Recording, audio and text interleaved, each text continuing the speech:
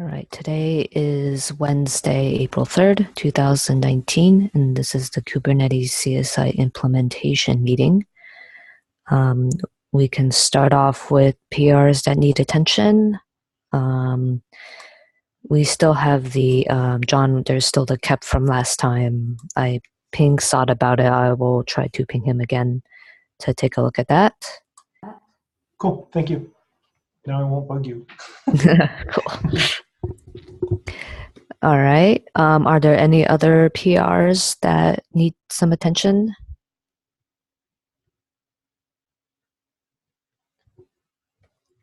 All right. Excellent. Going over our 114 tasks. Let's see. We still got this docs in progress.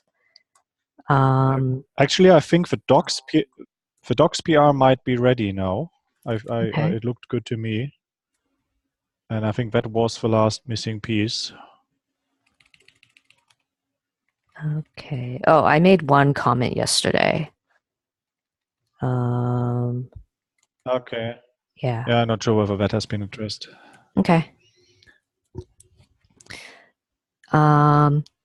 Next up, our informer fix, I think, is looking good. I just need to go and ping people to approve it, and we can hopefully get that in. Let's see, Patrick, do you want to give an update on the CI work? Yeah, it's starting to turn into a discussion around what our compatibility guarantees are and what we want to test among the things that we do promise to be compatible. So I think at some point we might have to open up that again to the wider audience. Technically, I think the scripts can do what we want them to do. We just don't know exactly what that is. So we are now and to address the last technical issue that you had, I made the change in the deploy in the browser script itself so that it uses the test suite that comes with a Kubernetes version. So that was, I think, the last big technical change that you wanted to make to be done. Okay. So I've made that change. I've updated the PRs. I also updated the test infra PR so that it doesn't use the 114 deployment, because that was the one where we weren't sure how important it is to be tested, and that's what I meant initially with what's our compatibility guarantee. Okay. Yeah, that makes sense to me. Yeah. I think, well, the whole compatibility and version skew, I think, is getting a little complicated. So I think we need to maybe take a step back and write it all out and spell it all out so that we're clear on exactly what we need to do. Well, to some extent, the test infra PR does that. It generates the combinations that I think are relevant, and we can now look at those combinations and argue whether they make sense or are redundant or whatever. But yeah, we need to have that discussion. In the meantime, I still would like to get that test infra PR merged, because it's necessary to test some more of the combinations that the script itself needs to cover. I can do that locally, but it's still not quite the same as actually running it in Pro. Okay, yeah, sounds good. I already took a look at the test infra PR and approved it. So I just need to ping Aaron to approve the test grid part. And then I will also take a look at the release tools one today too. Yeah, I made one last quick change that and forced push that, so probably by bad timing. This time you were too fast with looking at it. I noticed that for the canary jobs, and that's actually something that I hadn't considered before. I had considered it when writing the browse script, but not quite when setting up the test script, the test jobs. When we talk about the canary test jobs and running them inside an existing deployment, that has to, well, it basically it has to mean that we test just the updated images, but otherwise leave the deployment completely unchanged. That's correct. And the deploy host path script does not do that by default. If you replace the image, it will try to use the RBAC rules that correspond to that image. Ah, interesting. Okay. Well, we can argue both ways which one is the right default, but that's currently how it is. Yeah, so I think technically we wanted the newer sidecars, in terms of backwards compatibility, we wanted it to still work with the old RBAC rules. Yes. Yeah. That's why I had to change in the test infra jobs. I had to set one option, one environment variable that switches that default from update the RBAC rules to not update them, and that's the last change that I just pushed a few minutes ago. Okay, excellent, cool.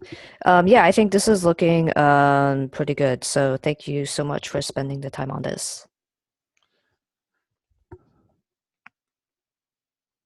All right. Next, we have the consistent sidecars. Yeah, I just need my PRs reviewed. I addressed all the comments this morning. Okay, excellent. I will help and take a look at these. Cool. I think this is, are these the last remaining PRs before we can cut images? Is there anything else that needs to go into the sidecars? Not that I know of, but I'm probably not the best person to judge that. I guess also before we cut the sidecars, we should also go through all the pending PRs and see if any of them need to should go in or not, and we can handle that. All right, thank you so much. I think we're looking in pretty good shape here for 114. Is there anything anyone wants to talk about regarding 114?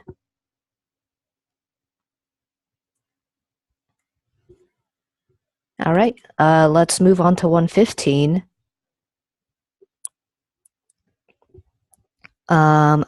Let's see, what do we have here? So there's work ongoing to refactor the plugin device registration to use a reconciliation model. And SOD is the one that is reviewing that. And then Vlad, I see there's some of the cleanup work is continuing. And are you the one that's reviewing those? Yes, I've been working with Halls from Pivotal on those. All right, excellent. Yeah.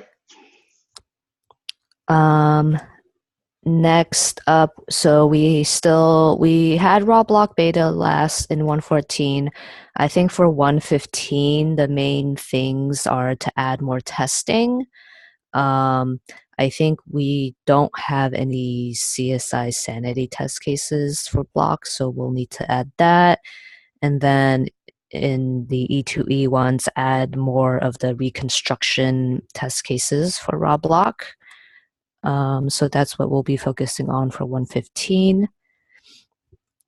And then the other major item for 115 is moving migration to beta. And so what this means is that we need all in-tree beta and GA features. We need beta or GA feature parity with CSI, and we also need that migration glue layer for each of those features. Deep, do you want to give an update about what's going on? Hey, so the main thing that's being looked at right now is resize. So Chang is looking at it, just building out the EBS support for it so that we can test it. And then also the glue part. And I'm starting to wrap up on the inline volume support changes. So pretty much David had the PR out before he left. with the API side changes. So it's still a work in progress that needs to go in. And then I am using that PR right now to do the test to make sure the glue part is fine. But that original inline volume source PR also needs to make it in at some point. And the next thing in our plate is attach limit support, just making sure that's good. So that's kind of like in the immediate time frame. Yeah. All right. So is Chang syncing up with Hamad on the resizing stuff? Yes. Yes. Okay. Excellent. And then I think Jan, are you going to be handling the volume attach limit stuff? Yeah. Okay. And you'll also cover the migration part as well? Of the limits? Yes. Okay. Excellent. Thank you. Wait, I didn't follow that. It's the volume attachment for what exactly? The attach limits? That was the last thing you were mentioning. Okay, good. Okay, so Jan is taking that up. Okay, I didn't know that. Yeah. Sounds good. Okay, cool. And I have a question for Deet. Just mentioned an inline volume PR that's in flight for what he's doing. Which one is that? Is that something? So is that this one right here? 74629.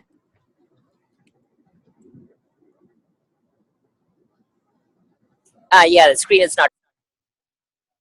Oh, okay. I just wanted to make sure I wasn't blocking anybody or anything. Yeah, I think we made it so that the migrating the inline persistent volumes does not depend on the CSI ephemeral inline volume feature. Okay. So I think we should be okay there. Okay, and this is strictly for migration. It has nothing to do with the ephemeral stuff. Correct. Okay. Yeah. I think, okay, so this work in progress PR, this is the API change, is that correct? Okay, this is the API change, and then Deep, you are working on the implementation for this?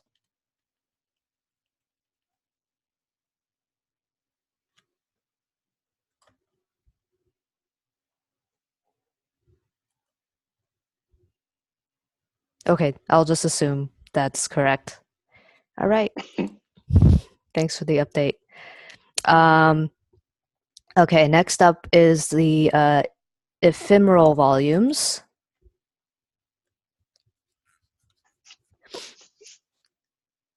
Let's see. Sorry, you just caught me after I took a bite. Oh, yeah. So I see you have 2 PRs out. Mm-hmm.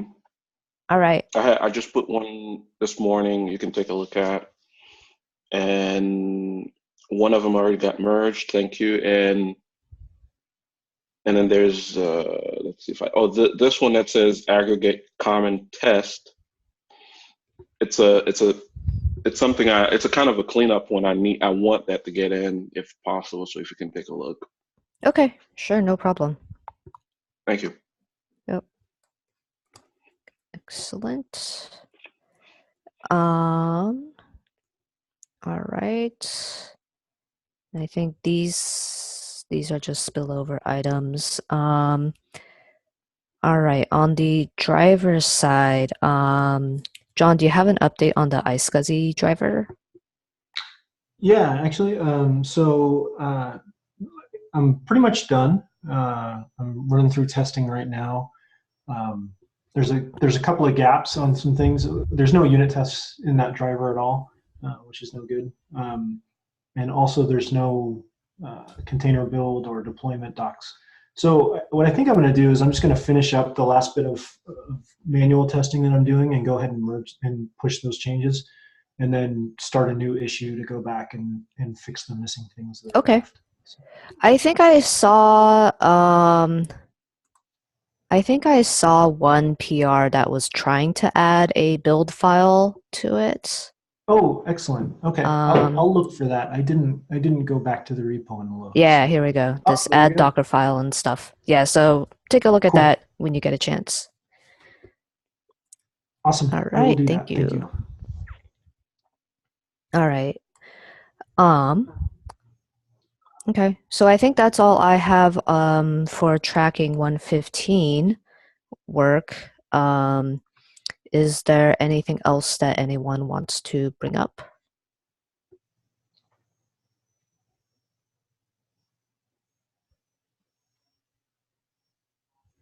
All right, then let's end the meeting early. Thanks, everyone. Thank you. Bye. Thank you, bye.